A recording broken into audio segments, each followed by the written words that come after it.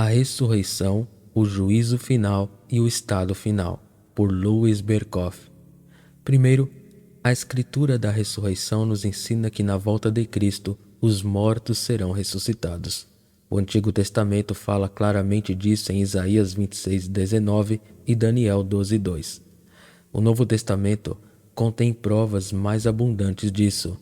Veja João 5, versículos 25 a 29, João 6, 39 e 40 e 44, João 11, 24 e 25, 1 Coríntios 15, 1 Tessalonicenses 4, 13 e 17 e Apocalipse 20, 13. O caráter da ressurreição. As Escrituras nos ensinam a esperar uma ressurreição corporal, semelhante à ressurreição de Cristo. A redenção em Cristo incluirá o corpo, Romanos 8, 23, 1 Coríntios 6, 13 a 20. Tal ressurreição é claramente ensinada em 1 Coríntios 15 e em Romanos 8 e 11. Incluirá tanto os justos quanto os ímpios, mas será um ato de libertação e glorificação apenas para os primeiros. Para este último, a ressurreição do corpo e da alma resultará na pena extrema da morte eterna. O tempo da ressurreição. De acordo com as Escrituras, a ressurreição geral coincidirá com o retorno de Cristo e o fim do mundo, e precederá imediatamente o julgamento final.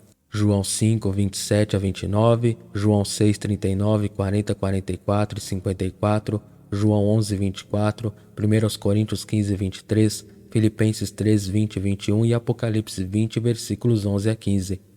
Os pré-milenistas ensinam uma dupla ressurreição, uma dos justos na volta de Cristo e outra dos injustos 1000 anos depois, no fim do mundo. Mas a Bíblia fala da ressurreição de ambos em um só fôlego. Veja Daniel 12 e 2, João 5, 28 e 29 e Atos 24 e 15. Ele conecta o julgamento dos ímpios com a vinda de Cristo, segundo aos Tessalonicenses capítulo 1, versículos 7 a 10, e coloca a ressurreição dos justos no último dia, João 6, 39, 40, 44, 54 e João 11, 24. O juízo final. A doutrina da ressurreição leva diretamente à doutrina do julgamento final. A Bíblia fala da vinda de um julgamento final em termos inequívocos.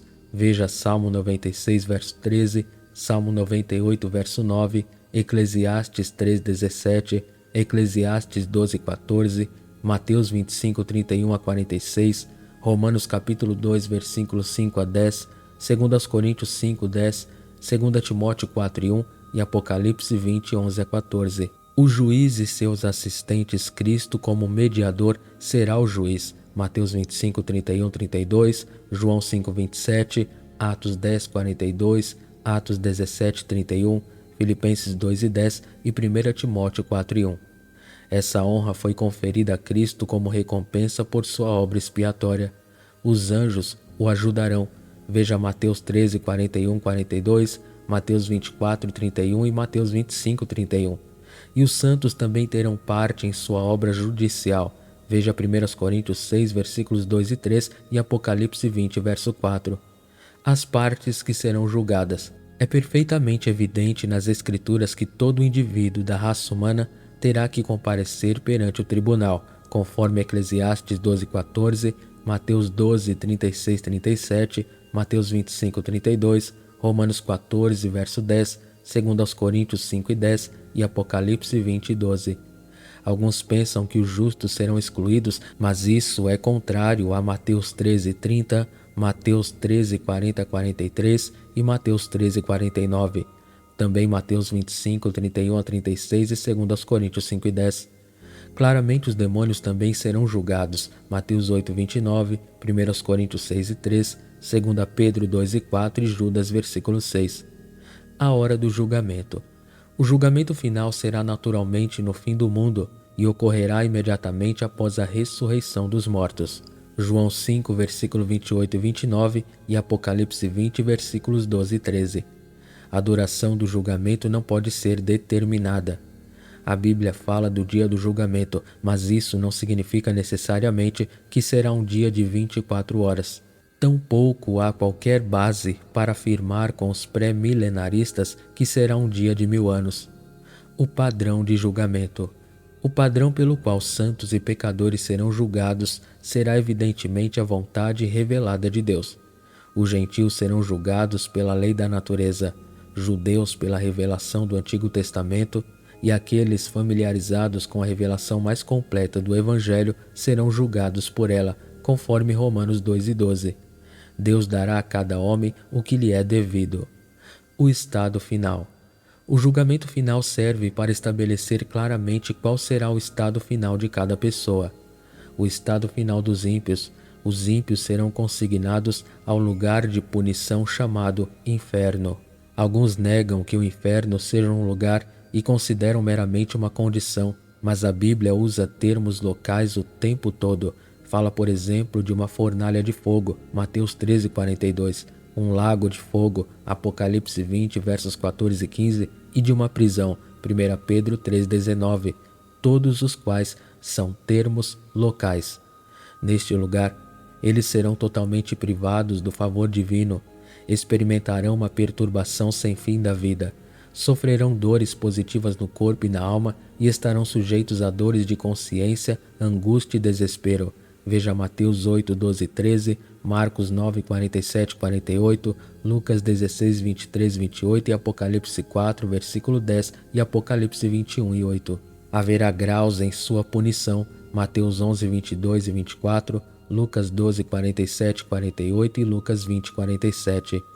É evidente que seu castigo será eterno. Alguns negam isso porque a palavra eterno pode simplesmente denotar um longo período de tempo.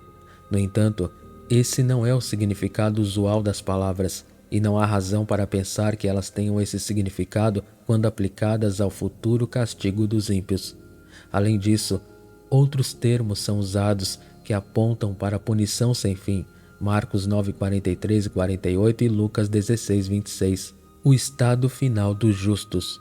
O estado final dos crentes será precedido pela passagem do mundo atual e o estabelecimento de uma nova criação. Esta não será uma criação inteiramente nova, mas sim uma renovação da presente criação. Salmo 102, verso 26 e 27 e Hebreus 12, 26 a 28.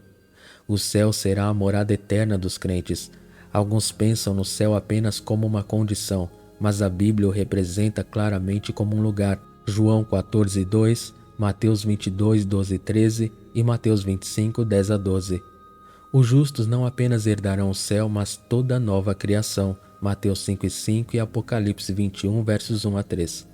A recompensa dos justos é descrita como a vida eterna, isto é, não apenas a vida sem fim, mas a vida em toda a sua plenitude, sem nenhuma das imperfeições e perturbações do presente. Essa plenitude de vida é desfrutada na comunhão com Deus, que é realmente a essência da vida eterna. Apocalipse 21 e 3. Enquanto todos desfrutarão da bem-aventurança perfeita, haverá graus também nos prazeres do céu. Daniel 12, 3 e 2 Coríntios 9, 6. Memorize passagens que comprovam, primeiro, uma ressurreição geral. Daniel 12, 2. E muitos dos que dormem no pó da terra ressuscitarão, uns para a vida eterna e outros para a vergonha e desprezo eterno. João 5, 28 e 29. Não vos maravilheis disto, porque vem a hora em que todos os que estão nos sepulcros ouvirão a sua voz e sairão, os que fizeram o bem para a ressurreição da vida e os que fizeram o mal para a ressurreição do juízo. Atos 24 e 15. Tendo esperança em Deus, a qual também estes mesmos esperam, de que haverá ressurreição tanto de justos como de injustos. Uma ressurreição do corpo, Romanos 8 e 11. Mas, se o Espírito daquele que dentre os mortos ressuscitou a Jesus habita em vós, aquele que dentre os mortos ressuscitou a Cristo Jesus há de vivificar também os vossos corpos mortais por meio do seu Espírito que em vós habita. 1 Coríntios 15, 35. Mas alguns dirão, como os mortos são ressuscitados, e com que tipo de corpo eles vêm? Também o versículo 44, semeia-se corpo natural, ressuscita corpo espiritual.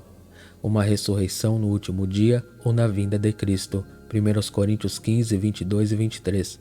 Mas, como todos morrem em Adão, assim também todos serão vivificados em Cristo. Mas cada um na sua ordem. Cristo as primícias, depois os que são de Cristo na sua vinda. 1 aos Tessalonicenses 4,16. Porque o mesmo Senhor descerá do céu com alarido e com voz de arcanjo e com a trombeta de Deus, e os que morreram em Cristo ressuscitarão primeiro. João 6,40. Porque esta é a vontade de meu Pai, que todo aquele que vê o Filho e nele crê tenha a vida eterna, e eu o ressuscitarei no último dia. Um julgamento final com Cristo como juiz, 2 aos Coríntios 5,10. Porque todos devemos ser manifestados perante o tribunal de Cristo, para que cada um receba o que tiver feito por meio do corpo, segundo o que tiver feito, ou bem ou mal. 2 Timóteo 4,1. Conjuro-te diante de Deus e de Cristo Jesus, que há de julgar os vivos e os mortos. Para estudo adicional, como Jesus discute a ressurreição em Mateus 22, 23 a 33. Paulo, em 2 aos Tessalonicenses 1, 7 a 10, coloca o julgamento dos ímpios 1000 anos após a vinda de Cristo. Será que 1 aos Coríntios 6 e 3 prova que os anjos bons também serão julgados? Revisão. Como você pode provar a ressurreição do corpo no Novo Testamento? Que prova bíblica existe para a ressurreição dos ímpios? Como a ressurreição deles difere da ressurreição dos justos? O que a Bíblia ensina a respeito do tempo da ressurreição? Como você refutaria a doutrina de uma dupla ressurreição?